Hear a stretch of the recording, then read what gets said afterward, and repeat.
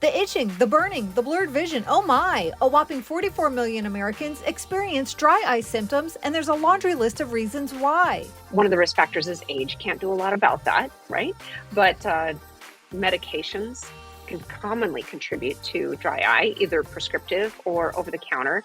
And in particular, oral anti-allergy medications, the pills, are a known exacerbator of dry eye. So it's important to look for alternatives to the oral antihistamines. Contact lens wear, not removing your makeup at night, hormone changes, right? Up or down, those contribute to dry eye as well. But the biggest culprit is screen time. When you're staring at screens, that blink frequency reduces, dry spots can develop on the cornea, and that sets the stage for the development of chronic dry eye disease.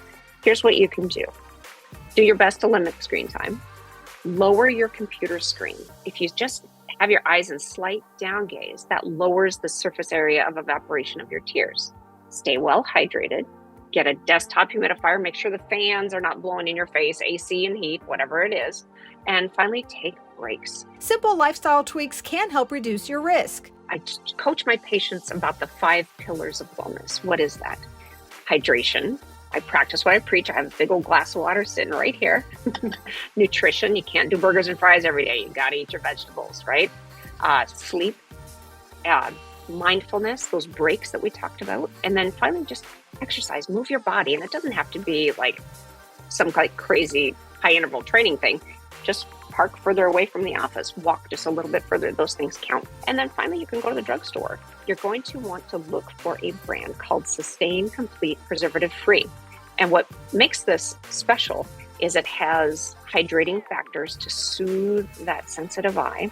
And it has nanolipid droplets to help to reduce that evaporative load of the eye.